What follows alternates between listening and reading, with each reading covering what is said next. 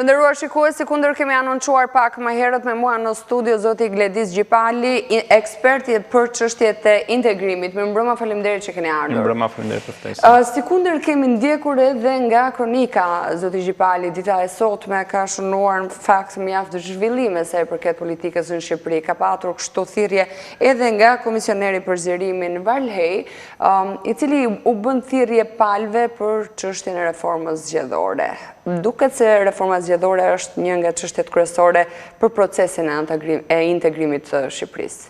Po, është e vërtet, si dhe shumë herë tjera në fakt, duhet të thënë kjo për fakt keq që çështjet e zgjedhore të reformës bëhen pjesë e procesit të integrimit evropian dhe kushtëzojnë ecjen përpara të tij. Dhe kësaj radhe kemi rekomandimet vazhdueshme, por tashmë dhe të mirë përcaktuar nga Këshilli Evropian, i cili vendosi për hapjen e negociatave të Shqipërisë, që tryeza ndërqeveritare, e cila është dhe hapja praktike e negociatave, do të ndodhi vetëm mbas plotësimit të 15 kushteve ku spikat ai reformës të sistemit zgjedhor. Dhe që është dhe më problematiku do të thosha, sepse është një nga ato reforma që nuk mund bëhet vetëm, pra duhet të jenë gjitha palët, jo vetëm parlamenti ashtu siç është tani, pra që i formatuar në mënyrë të tillë jo sipas së zgjedhjeve, po më pas largimit të forcave kryesore opozitare nga parlamenti, pra kërkon një marrëveshje të gjerë që të mund të plotësohet ky kusht. Pak të kusht është e pamundur për të hapur negociatat dhe mos harrojmë që nuk kemi dhe shumë kohë. Sigurisht nuk mund të hapin negociatat 3-4 muaj para zgjedhjeve. Pra ka një dritare kohore ku mund të hapen këto negociata, që mund të jetë nga shtatori deri në dhjetor, maksimumi të këtij viti. Më pas do duhet të presim realizimin e zgjedhjeve, krijimin e qeverisë që do dalin nga zgjedhjet e ardhshme për të bërë fjalë për negociata. Pra është rreziku që të humbasim një periudhë pothuajse një vjeçare. E qartë, megjithatë për të rikthyer pak në vëmendje edhe gjithë çfarë ka shoqëruar çështjen e anëtarësimit të Shqipërisë në Bashkimin Evropian, kujtojmë se disa nga vendet kryesore të Bashkimit Evropian kanë qenë skeptike për sa i përket futjes së Shqipërisë. Në një farë mënyrë është edhe interpretuar për shkak të problemeve që vetë Unioni ka, ndaj më pas u formua një metodologji, pra disa nga pikat kryesore që duhet të plotësoj. Në këtë situatë jemi bashkë me Maqedoninë e Veriut, por edhe Shqipëria. Nëse ne jemi ende në ngërçin për reformën zgjedhore, ju parashikoni se Shqipëria do të jetë e veçuar, pra procesi i integrimit do të çelet vetëm për Maqedoninë e Veriut? Po, sigurisht që ekziston ky rrezik, sepse u fol dhe më parë që nuk mundet që një vend të mbaj peng vendin tjetër, kur ka ecur më përpara apo nuk ka kushte, siç është rasti i Maqedonisë Veriut. Sigurisht dhe aty ka një ngërç për momentin, sepse pritet të mbahen zgjedhjet e parakohshme, të cilat u shtyn për shkak të situatës pandemisë. Por me realizimin e tyre, besoj se Maqedonisë Veriut do të ka shumë kollaj për të hapur rruga për mbajtjen e konferencës ndërqeveritare. Ndërkohë që Shqipëria duhet të bindi që i plotëson këtë kushte dhe i ka plotësuar mjaftueshëm. Po, e qartë, ndërsa kujtojmë se një nga çështjet kryesore, pra përpos 15 pikave cilat duhet të plotësojë Shqipëria për hapjen e negociatave, është edhe reforma në drejtësi, e cila ka ende pikpyetjet e saj, pavarësisht se është miratuar të themi reforma në drejtësi, por është në proces edhe për shkak të krijimit të gjykatës kushtetuese. Kujtojmë se kjo e fundit është një nga kushtet kryesore. Pra jemi ende në një ngërç të vazhdueshëm të këtyre reformimeve dhe këtyre kushteve? Po, është e vërtet. Rrezikon më shumë? Gjatë gjithë procesit të integrimit evropian, po të shohim vazhdimisht Shqipëria ka pas kushte, si dhe vendet e tjera, por nuk janë mjaftuar vetëm me miratimin, ndryshimet ligjore apo dhe të kushtetutës, siç është rasti i reformës në drejtësi, por zbatimi i tyre, pra të prodhojë rezultate konkrete nga këto reforma. Kjo ka qenë një nga kushtëzimet që e ka ndjekur Shqipërinë dhe sigurisht do ta ndjekë gjatë edhe më pas. Çfarë ka ndodhur me reformën drejtësi është që vërtet ka pas një dakordsi të madhe, pra 140 vota në parlament, u miratua, një punë voluminoze e bërë, por zbatimi i saj ka ecur më ngadalë, ka pas konflikte edhe politike që kanë sjellë një ngërç të zbatimit saj, që do të thotë ngritja e institucioneve, përveç procesit vettingut që sigurisht dhe ai ka vonesat e tij, sepse është një proces që ndodh për herë të parë në këtë mënyrë dhe është e vështirë që institucionet të përshtaten të hyjnë në atë ritmin e punës, por që besoj se tashmë kanë arritur ta kalojnë këtë fazë fillestare të ngërçit. Ndërkohë që krijimi i institucioneve funksionale, pra gjykata e lartë, gjykata kushtetuese, funksionimi i Këshillit të Emërimeve në drejtësi në mënyrë të plotë, të gjitha këto janë pjesë, janë pika të këtyre 15 pikave të famshme tashmë, që pjesa më e madhe e tyre i përkasin reformës në drejtësi. Duhet patjetër që klasa politike të mos pengojë formimin e këtyre institucione, mos t'i bëj pjesë të lojave tyre politike të ditës, por t'i hapi rrugën sa më shpejt krijimit të këtyre institucione që të fillojnë dhe të prodhojnë rezultate. Nuk do të mjaftoj vetëm krijimi i tyre, që sigurisht është kushti domosdoshëm për mbajtjen e konferencës ndërqeveritare, por mos harrojmë se procesi i negociatave është i gjatë. Ka shumë kushtzime dhe me metodologjinë e re të propozuar në Komisionin Evropian. Mbas konferencës ndërqeveritare do kemi hapjen e bllokut të parë, çështjeve themelore, i cili do ketë parakushte për hapjen e tij, do të ketë dhe kushte për mbylljen e tij. Pra, nuk është se kushtet mbyllen dhe tashmë çdo gjë do të shkojë vaj në rast se arrim të plotësojmë këto 15 pika. Është një proces i gjatë, ne vetëm kemi hyrë në këtë proces të madh të integrimit evropian, të negociatave, që është pjesa kulminante, po dhe më e vështira për të bërë, që do të zgjasim me vite të tëra. Po, dhe që ka më pas një lloj penaliteti, sepse sipas metodologjisë së re të vendosur edhe nga Unioni, nga Bashkimi Evropian, thuhet se nëse një vend i cili aspiron të bëhet vend antar i Bashkimit Evropian, nëse nuk pra kryen detyrat e tij, mund të stopojë për të rinisur në një të ardhme. Pra ky është një nga kushtet brenda kushteve. Po, është nga elementet e rinj të metodologjisë së zgjerimit, e cila u propozua mbas vetos franceze për Shqipërinë dhe Maqedoninë e Veriut, i cili bën të mundur dhe kthimin mbrapsht të procesit, gjë që nuk ka qenë në negociatat me vendet e tjera më parë. Që do të thotë në rast se nuk ka progres të mjaftueshëm, ai kapitull i cili ndonse është hapur apo i blok, që ka njësër kapitujsh, mund të kthehet në pikën fillestare, pra të kthehet dhe një herë në pikën 0, ku të vendosen përsëri kushte për ta rihapur. Që do të thotë që Shqipëria, por dhe vendet e tjera, Maqedonia e Veriut dhe ato që do e ndjekin më pas, duhet jenë shumë të angazhuar në procesin e integrimit evropian. Pra nuk mund të jetë më që të plotësojmë disa kushte sa për hapjen e radhës, jo, do të thotë që duhet të jesh vërtet dhe politikisht dhe administrativisht dhe po dhe gjithë shoqëria të angazhuar në proces, sepse do të thotë që ti mund humbasësh gjithë punën e bërë ndër vite, në rast se nuk mban atë ritëm të dur të reformash dhe të bindësh partnerët evropian që Shqipëria vërtet e meriton antarësimin në Bashkimin Evropian. Dhe kjo sigurisht që kërkon një sjellje komplet ndryshe të institucioneve të politikës në radhë të parë dhe të gjithë shoqërisë shqiptare. Pra, thënë kjo ndryshe, ndoshta edhe për qartësinë edhe të publikut që na ndjek, nuk mund të mjaftohemi vetëm me plotësimin e 15 kushteve fillestare, pra nuk mund ta quajmë këtë triumfe dhe fitore, por kjo është vetëm piknisja, sepse na duhet të vijojmë punën po me seriozitet në vazhdimsi. Sepse po të shohim dhe këto 15 kushte që më përpara ishin 5, më përpara kom ishin 12, pra ka ndryshuar numri, po përmbajtja është e njëjtë. Për çfarë bëhet fjalë aty? Për reformën e sistemit zgjedhor, mbajtjen e zgjedhjeve lokale apo qendrore pa probleme të njohura nga të gjitha palët. Reformën në drejtësi, ngritjen e institucione, luftën kundër krimit organizuar, korrupsionit, trafikut, një administratë publike të pavarur dhe të aftë që ndërmarri këto reforma, të drejtat e njeriut, çështja e pronave që futet, është brenda kapitullit të drejtave të njeriut. Gjithë këto elemente për fat keq na kanë shoqëruar për 20 vjetësh, që në vitin 2000, kur nisi procesi i integrimit evropian me procesin e stabilizim asocimit, i cili nisi njëkohësisht për gjithë vendet e Ballkanit Perëndimor plus Kroacinë. Dhe tashmë shohim Kroacia ka prej vitesh antare e Bashkimit Evropian.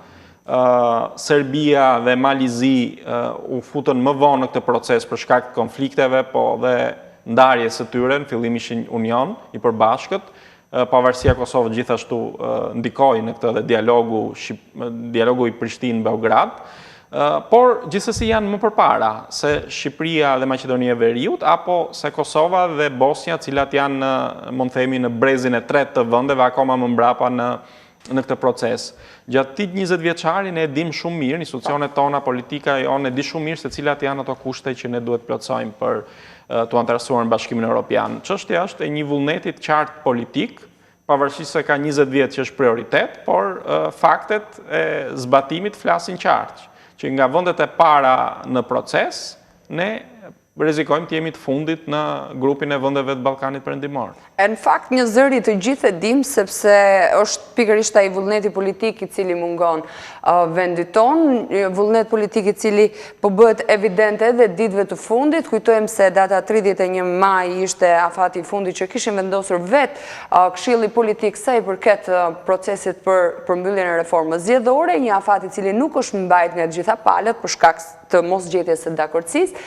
Dhe jemi përsëri, zoti Gjipali, në kushtet kur kemi ndërhyrje dhe një presion ndërkombëtar. Dita e sotme ka shoqëruar takime maraton, do të quaja, mes ambasadores amerikane, ambasadorit Bashkimit Evropian, përfaqësues të OSBE-s, ambasadorit Britanisë së Madhe dhe me sa duket ende nuk kemi një përgjigje se çfarë do të ndodhë. Kjo ndoshta nëse do të arrijej në kompromis, do të plotësoheshin afatet. Data 3 qershor, dita nesërme, do t'i hapte rrugë për të krijuar një plan dhe një metodologji për çështjen e antarësimit. Në çfarë kushtesh, si e parashikoni ju këtë proces? Është e vështirë për të parashikuar, në fakt të vjen keq procese të tilla të rëndësishme duhet të ketë një vendimarrje në minutat e fundit. Një prej tyre reforma zgjedhore, gjithmonë kemi reformë zgjedhore çdo 4 vjet, që prek apo jo sistemin, shumicën që nga 2008 nuk kemi pas prekjet sistemit, vetëm çështjet administrative të organizimit apo të numërimit të votave, gjë që të tregon për një kapacitet ullët në nivel politik për të arritur marrëveshje të rëndësishme për zhvillimin e vendit, për hapjen e rrugës së integrimit evropian. Dhe për fat keq, kjo është një nga mangësitë kryesore që kanë theksuar dhe partnerët tanë ndërkombëtar, Bashkimi Evropian, vendet anëtare, që Europa është bazuar te kompromisi. Në rast se ju nuk arrini të krijoni një kulturë kompromisi, një kulturë krijimit të disa lojrave të cilat rregullave të lojës, cilat duhet ndiqen nga të gjithë, është e pamundur që të keni një proces të integrimit evropian.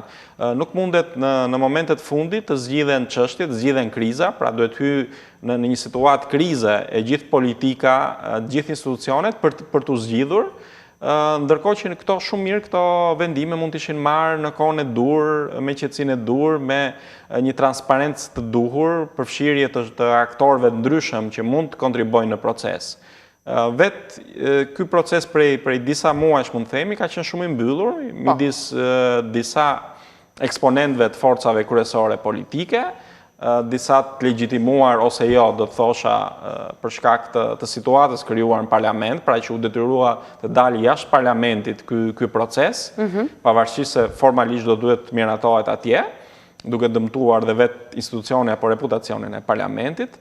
E gjithë kjo situatë tregon një papjekuri politike e cila reflektohet më pas edhe në dyshimin që vendet anëtare kanë në procesin e integrimit evropian të Shqipërisë. Dhe është e thjeshtë më pas që një vend apo dy të nxjerrin pengesa për Shqipërinë, pikërisht duke u bazuar te kjo papjekuri politike e cila shprehet në papjekuri institucionale apo të normave demokratike të vendit. Dhe ky është problemi kryesor, do të thosha unë, që nuk zgjidhet, pavarësisht që mendoj që do japin një zgjidhje me reformën të ashtu quajtur të zgjedhjeve, të sistemit zgjedhor, apo çështjeve të zgjedhjeve, nuk zgjidhet në terma afatgjatë, përsëri hap lëderë për konflikte, për kontestime, për një reformë të ardhshme zgjedhore, pra një kapitull i pambyllur për Shqipërinë në kuadër të procesit integrimit evropian, po dhe në kuadër të vetë zhvillimit demokratik të vendit.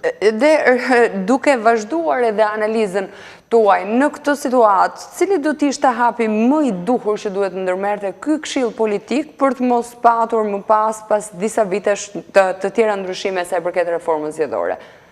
Sepse ka mendime dhe hipotezat ndryshme nga profesorës ndryshëm për këtë çështje.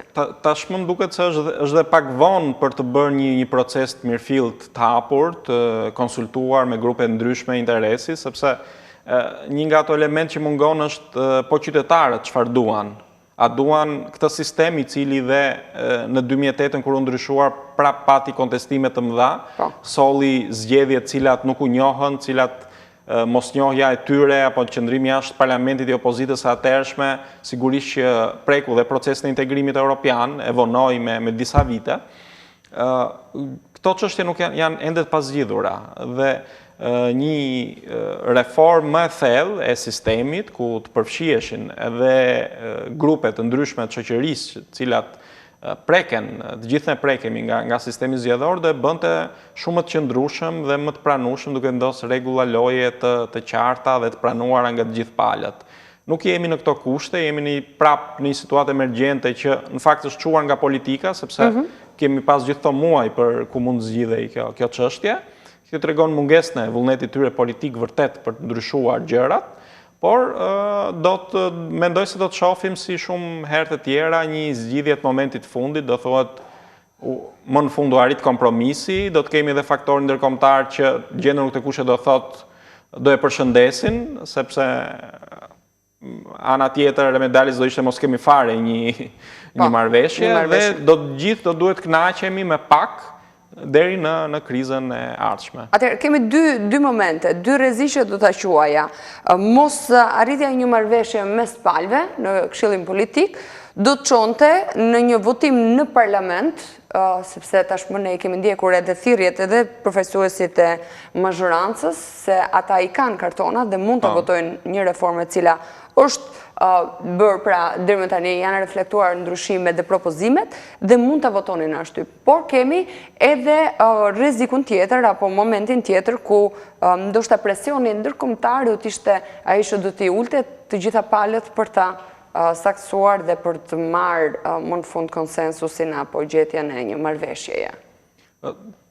Presioni ndërkombëtar duket i qartë tashmë, sidomos është intensifikuar në ditët e fundit, kur po shihet që u arrit afati i vendosur dhe nuk u arrit një konsensus. Besoj që do të ketë ndikim të madh për të arritur një kompromis, por kjo nuk do të garantojë një cilësi të reformës. Sigurisht kur bëhet në momentet fundit, kur gjen zgjidhjet momentit fundit, rezultatet asnjëherë nuk janë qenë pozitive.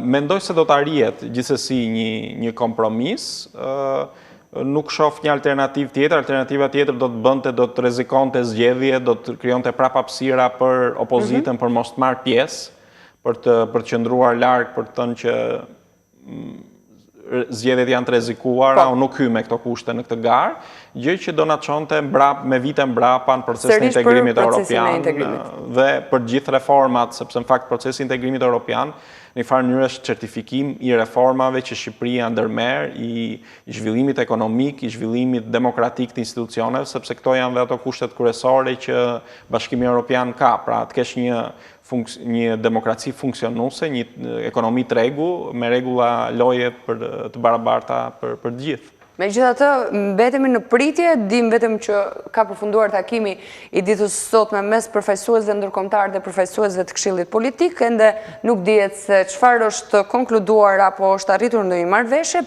Presim ndoshta në vazhdimsi nga ambasadori Hakim të na thotë pra të shohim nëse do të ketë tym të bardhë, jemi ende në kuadrin e tymit të zi. Ndalemi pak edhe në rajon, ndalemi pak në Kosovë. Zhvillimet e fundit në fakt kanë treguar se diçka po ndryshon. Vetë Kurti, duke besuar në gjykatën kushtetuese, ankemon vendimin për qeveritë e re mocionin e mosbesimit dhe jemi përpara faktit se gjykata kushtetuese tashmë e ka miratuar këtë vendim për të sjellë një tjetër qeveri me në krye Avdullah Hotin. Si shikoni gjitha këto zhvillime? Dhe më pas edhe pak raportin Shqipëri-Kosovë, ndoshta edhe për politikën atje.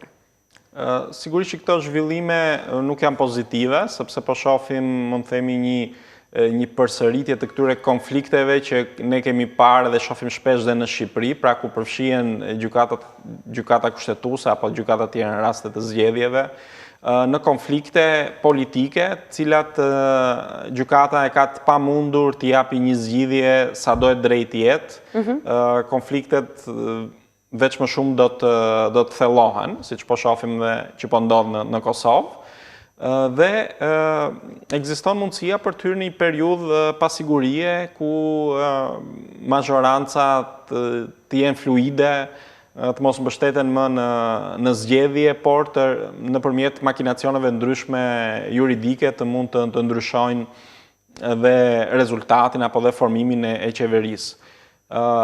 Kjo ndikon akoma më negativisht tek procesi integrimit Kosovës, që se përmenda edhe pak më parë, sigurisht që është ende mbrapa.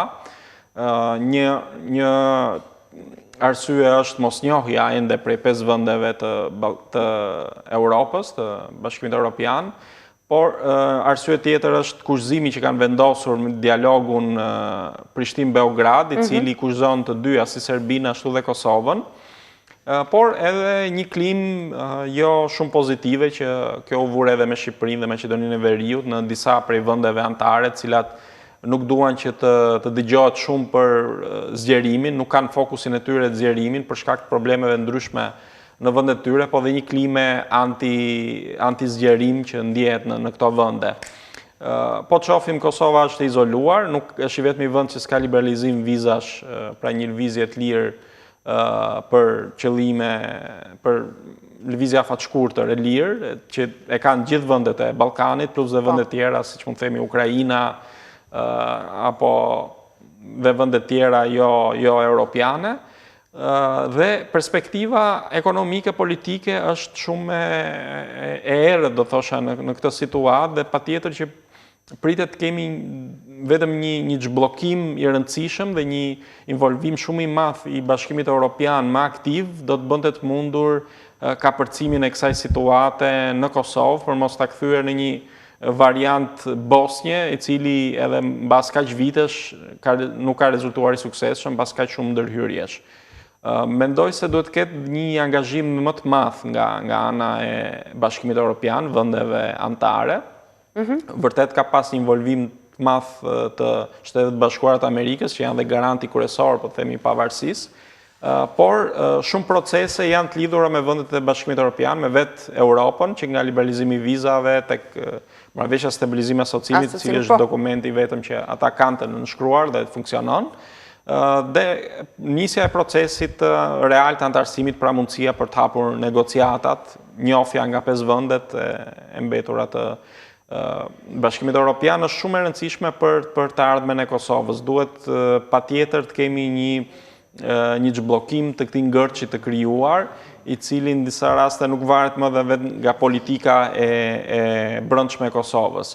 Por sigurisht që politika e brendshme e Kosovës, këto kriza, këto konflikte të institucioneve më të larta nuk sjellin zhvillime pozitive, krijojnë kakofoni, përplasje midis kryeministrit, presidentit, qëndrime ndryshme mbi dialogun Prishtinë-Beograd apo mbi çështjet që do të diskutohet, siç ishte ajo e kufive, e rishikimit kufive apo jo, e bëjnë akoma më të vështirë, duke patur parasysh që është një vetmi vend i cili është në një geto brenda Ballkanit, për shkak të mungesës së lëvizjes lirë.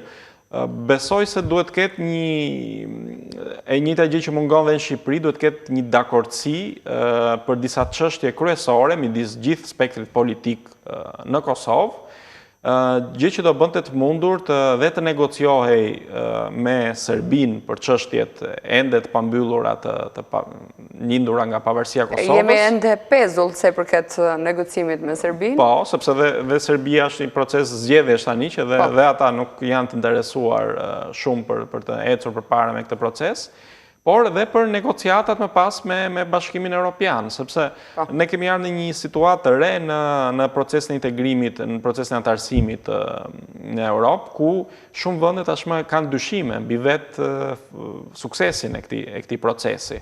Dhe nëse më parë meri e mirëqen që një vend i mjafton të bënte detyrat e shtëpisë dhe derën e kishte gjithmonë hapur, tashmë nuk është më kjo çështje. U vure shumë mirë me propozimin francez i cili nisi si bllokim i tërë procesit, pra jo vetëm hapi të radhës të negociatave, po në përgjithësi vurin ndryshim të gjithë procesin, zërat cilët ka mundësi që dhe të shtohen në vitet e ardhshme. Me forcimin e grupeve ndryshme politike brenda këtyre vendeve që janë kundër zgjerimit dhe një situatë e paqartë, konfliktuale në gjithë vendet e Ballkanit, po specifikisht Kosova që ka dhe problemet të tjera, e bën shumë të rrezikuar gjithë procesin. Gledis Gjipali, faleminderit që ishit me mua në studio. Faleminderit dhe juve.